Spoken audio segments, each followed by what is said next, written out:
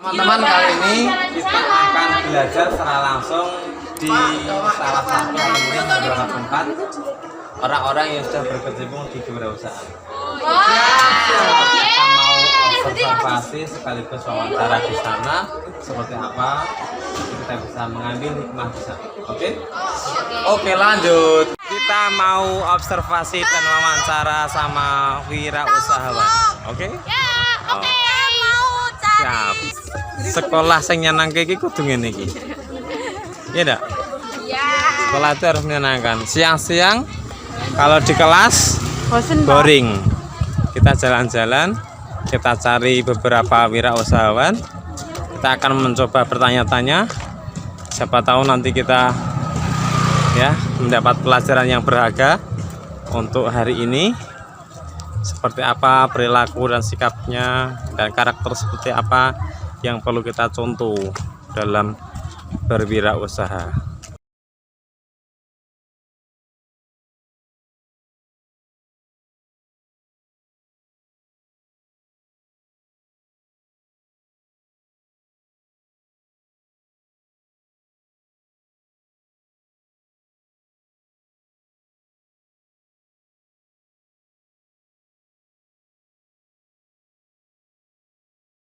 Baik teman-temanku semuanya, kali ini kita belajar langsung ya di lokasi orang-orang yang berkecimpung di wirausahawan atau wirausaha.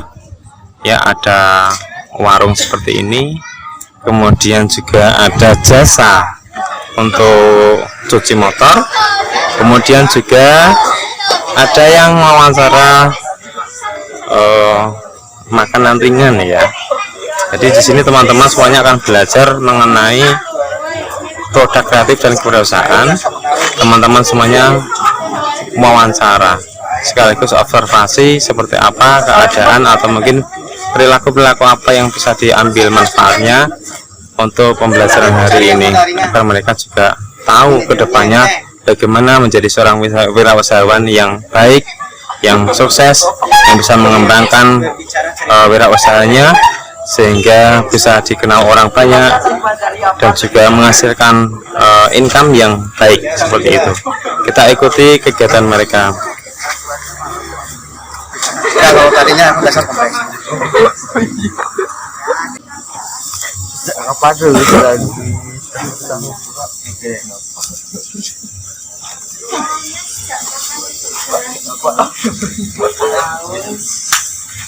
Bagaimana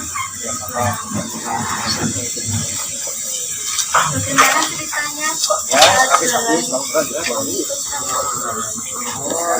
Bapak, mohon izin ya Pak, mau bertanya-tanya. Ini kebetulan dari SMK Negeri Daun Jambu.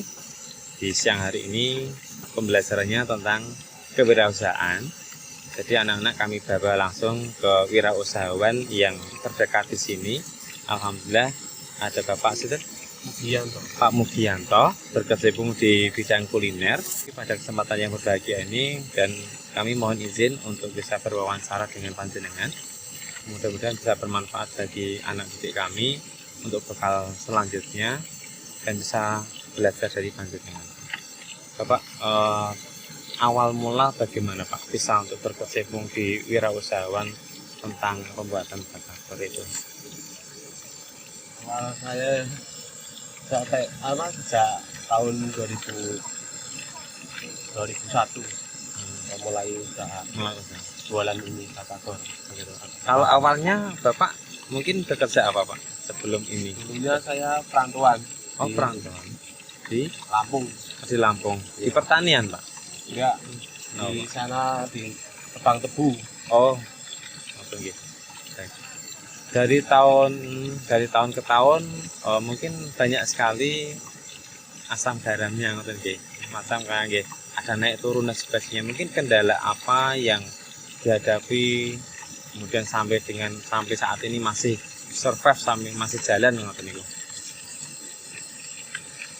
Ya, kalau saya sampai sekarang ya sehari-hari jualan ini. Okay.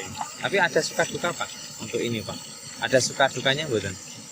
Ada sukanya ini apa selera saya memang jualan Oh, dari dulu ngoten. nggak pernah ganti. Oh ngoten nggih, dadi istiqomah ya tetep Iya. kuliner di Batagor. Nah, kalau Batagor seperti ini mungkin hariannya itu sampai berapa kilo, Pak? Kalau saya satu hari 3 kilo. 3 kilo. Dengan target marketnya sinten mawon? Apakah anak-anak sekolah atau mungkin semua kalangan, Pak? Ya semua orang Bisa ya, Pak nggih? Bisa. Bisa nggih. Jadi nggak ditentukan dengan anak-anak sekolah saja tidak nggih. Jadi semua bisa untuk masuk ya kategori seperti itu. Oke. Kalau awal mula Pak, untuk modal awal itu apakah dengan modal sendiri atau pinjam atau bagaimana Pak? Kalau saya langsung modal sendiri. Modal sendiri. Pertama kali pinten Pak nih? Pertama kali berapa untuk mengawali seperti ini? Ya, kalau Tidak hanya sekedar bahan, tapi alat-alat mungkin semuanya itu sampai berapa? ini kalau semuanya ada gerobak, ada Oke. gerobak sampai itu speed motor sih Oke. sudah pasti ya, Oke. karena saya pakai speed motor. Kalau gerobak itu paling enggak satu setengah ini 1,5 ya Pak nggih? gerobak. Oke. Oh. Jadi nanti anak-anak itu tahu kalau misalnya seandainya berkecimpung di wirausahaan tentang Batagor itu setidaknya sudah ada gambaran. Oh, sekitar segitu. Tapi kan mungkin berjalannya waktu kan mungkin berbeda ya Pak nggih. Iya. Mungkin tahun yang dulu, tapi kalau sekarang mungkin jauh lebih banyak seperti itu. Nah, terkait dengan modal kemudian apa namanya? Kalau keuntungan bagaimana Pak? Keuntungannya? Keuntungan sih nggak mesti, kadang Nggih. kadang habis, kadang nggak habis. Oh, gitu nggih. Tapi kalau 1 kilo 3 kilo kalau habis ya Nggih. nyampe 300 lah. 300 Pak nggih. Paling nggak 300 lah. Oke. Itu bersih Pak nggih? Ya, Kenapa? Enggak. ya 350 350 nggih. Oke. atau 400. Nggak mesti, kalau habis semua ya sampai 400. Berpengaruh mboten Pak kaitannya dengan apa ya, cuaca mungkin hujan atau mungkin yang tidak hujan itu mungkin dari pendapatan bagaimana Pak? Apakah ada efek di situ? Ya kalau hujan memang misalnya nggak bisa jalan, nggak bisa keliling ya kadang nggak habis. Oh, ngoten nggih. Oke. Mungkin kaitannya dengan perilaku atau sikap nih Pak. Berkaitan dengan harus seperti apa menjadi seorang wirausahawan nih Pak? Apakah gampang putus asa atau bagaimana? Itu biar anak-anak juga akan tahu Ya harus memang kalau jualan itu pasti ada kesabaran lah. kesabaran. Misalnya kalau jualan nggak habis misalnya ya, Iya. ya pasti ada kesabaran. Iya. Lain kali bisa laku. Oh, Kalau misalnya udah habis ya alhamdulillah oke, oke. bisa nambah. Iya. Alhamdulillah. Tapi kalau cuaca memang cuaca hujan, misalnya hujan nggak bisa keliling, nggak bisa taruh, misalnya ada orang nggak bisa beli lah Oke. hujan. Tapi kalau nggak hujan ya bisa keliling, bisa habis. Nah, jadi kita bisa mengambil teman-teman semuanya di sini Bapak ya perlu sabar dalam usaha itu. Kemudian mungkin ulet juga, harus ulet ya Pak nggih. Iya. Harus pintar-pintar mencari pasar. Kalau pas di mana daerah mana yang kelihatan ada kegiatan yang rame, kemungkinan akan ke sana juga ya Pak nggih. Nah, jadi melihat situasi kondisi di lapangan seperti apa. Harus itu tadi, jujur perlu dalam berjualan. Kemudian disiplin juga iya. Ya, sabar iya pasti itu. Ulet iya. Semuanya banyak perilaku-perilaku yang kita ambil bermanfaat bagi kita nanti ke depannya. Jadi kalau misalnya kalian ingin berusaha wirausaha, ya kita bisa mengambil dari beliau-beliau dan mudah-mudahan bisa bermanfaat bagi kita. Oh, harusnya seperti itu toh. Ya. Harus bagaimana, ya. Nah, mungkin sedikit dari saya, Pak. Yang terakhir mungkin ada kesan dan pesan tersendiri bagi anak-anak kami sehingga untuk bekal mereka ke depannya, Pak. Kalau mau terjun ke wirausaha itu mau jualan ya, Oke. misalnya katanya mau jualan, itu perlu kesabaran, perlu ketabahan. Ketabahan. Misalnya, tabah, nggih. Ya, kalau jualan ya memang sedikit-sedikit pasti nanti lama-lama kan ada pemasaran, ada Iya. pelanggan. Iya. Kalau cuma pedagang kaki lima, Iya. ya, pokoknya yang sabar dulu lah. Pasti Iya. itu bekal utama. Oh, modal awal pertama adalah sabar. Jadi kalau misalnya kita berkecimpung dalam dunia kuliner, kita memang pertama kali sulit untuk mencari pelanggan. Maka dibutuhkan kesabaran dalam penjualan itu. Sabar dan tabah itu katanya tadi ya. Jadi ini penting sekali dan harus kita tanamkan pada diri kita semuanya. Nah, mungkin itu mohon Pak wawancara hari ini, mudah-mudahan bermanfaat bagi anak-anak kami. Semoga berkah panjenengan dan lancar terus usahanya, mungkin bisa berkembang di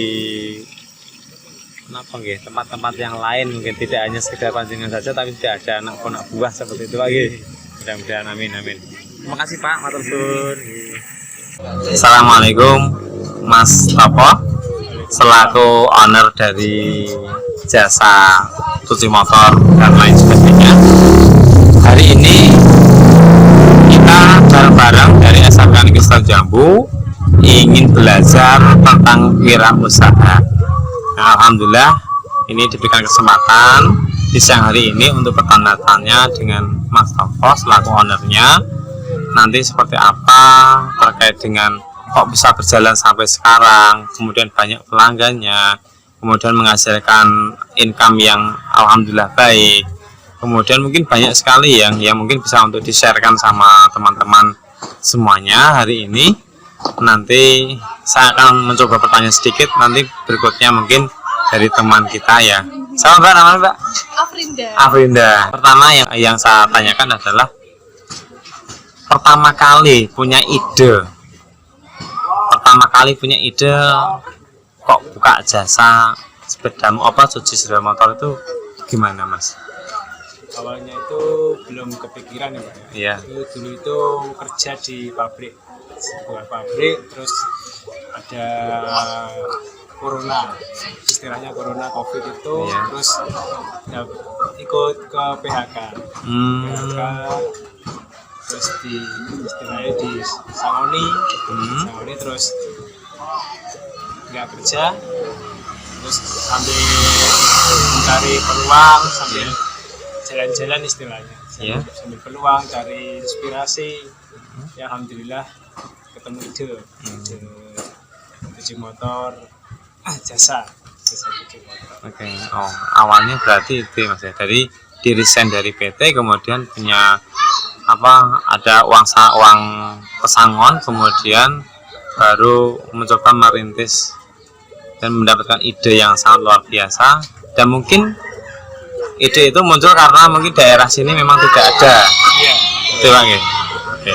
Nah, berikutnya untuk memulai setelah ada perencanaan ide, mendapatkan ide sebagainya, tentunya juga berkaitan dengan alat-alat dan sebagainya. Modal awal mulai itu berapa Mas? Modal awal sekitar 10 juta sampai 15. 10 sampai 15 juta. Oke, itu sudah semua Mas ya ini ya? Ya Sudah semuanya. modal awal. Modal lama. Oke. Modal awalnya itu ya. Kemudian tentunya pertama kali setelah buka itu ada tindakan-tindakan yang mungkin bisa mengarah ke konsumen. Nah, bagaimana atau mungkin tindakan apa yang bisa dilakukan dari Mas Topo? Ya saat sama pelanggan, kita juga belum pernah kerja di sebuah cuci motor sih Pak. Iya. Kalau kita udah selesai sama pelanggan, kita juga mohon maaf kalau jasanya istilahnya kualitasnya belum maksimal. Iya. Sama jangan bilang jangan kapok. Oh gitu. Lagi sama ya minta maaf lah. Oh kalau gitu. belum maksimal gitu. Nah, itu salah satunya ya, mungkin kaitannya dengan pelayanan. Tapi kalau untuk mencari konsumen sendiri bagaimana awalnya itu? Kok bisa langsung ke sini menuju ke tempatnya Mas Topo itu? Apakah Mas Topo ada apa namanya semacam promosi melalui media sosial atau mungkin yang lain gitu? Nggak ada. Nggak Kita ada. cuman istilahnya kedok tular. Oh, gedok tular. Oh, jadi seperti itu. Awalnya gedok tular. Oke. Nah, mungkin bisa ditambahkan pertanyaan dari teman kita. Gimana? Nggak senangnya di situ apa mas? Nggak senangnya apa? Musim hujan terus. Musim penghujan Iya, gitu ya. hujan terus jadinya kalau pagi udah mendung, Iya. hujan, siangnya agak malas jadinya konsumen. Ada kesulitan apa biasanya? Kesulitannya itu cuman diri sendiri, kadang kalah sama Rasa malas. rasa malas. Oh, berarti kita bisa mengambil Kak. Iya. Kita garis bawahi bahwa menjadi orang usahawan harus jangan malas. Harus apa ya? Ulet ya. Bagaimanapun harus menghilangkan rasa itu. Tekun itu harus ada. Mengurangi rasa egois. Iya. Sendiri. Namanya wira usahawan berarti kita harus manajemen sendiri. Mau buka jam berapa? Ya tutup jam berapa gitu. Iya, kan paling jam 8 Hmm. sampai sore. Jam 4 atau setengah 5. Hariannya sampai berapa Mas? Berapa konsumen? Sehari itu hampir 7 sampai 8. 7 sampai 8. Satu motornya 13.000 ya. Kategori masih normal gitu ya 13.000. Tapi kalau di tempat-tempat lain kan ada 15.000.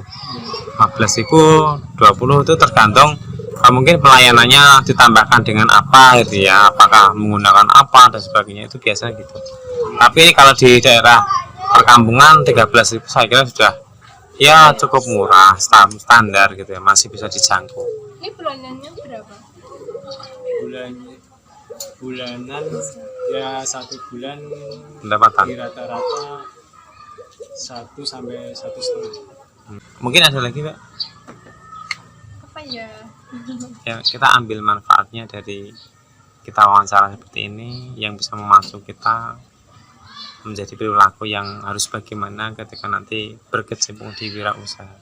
Karena SMK kan pengen ini satu, ada yang kepingin melanjutkan, ada yang kepingin wirausaha, ada yang kepingin kerja, kan gitu. Nah, kita stylenya nanti akan kemana gitu. Jadi kalau kita flashback tadi sama Mas Toko bahwa PT itu nggak selamanya untuk mempekerjakan kita. Di saat-saat umur tertentu sudah mungkin didesain, atau pas mungkin pengurangan karyawan itu mungkin dari efek kemarin pandemi banyak sekali. Maka sebagai solusi yang tepat dari Mas Topo sebagai owner di sini, ya pintar ya, bagaimana harus tetap survive untuk bisa mencukupi kebutuhan dengan cara tadi berpikir, wah membuka lapangan pekerjaan juga ya Mas ya. Ada yang kerja di sini Mas ya, ada yang kerja di sini, berarti kan ada satu yang bekerja di sini, berarti kan itu tadi membuka lapangan pekerjaan orang lain. Ini sangat luar biasa. Oke, mungkin itu aja ya, cukup ya, setidaknya bisa kita ambil manfaatnya. Terima kasih Mas Toko atas waktunya, mudah-mudahan bermanfaat apa yang disampaikan dan mudah-mudahan sebagai bekal dari teman-teman bisa untuk belajar lebih baik lagi. Terima kasih. Wah, assalamualaikum. Dah.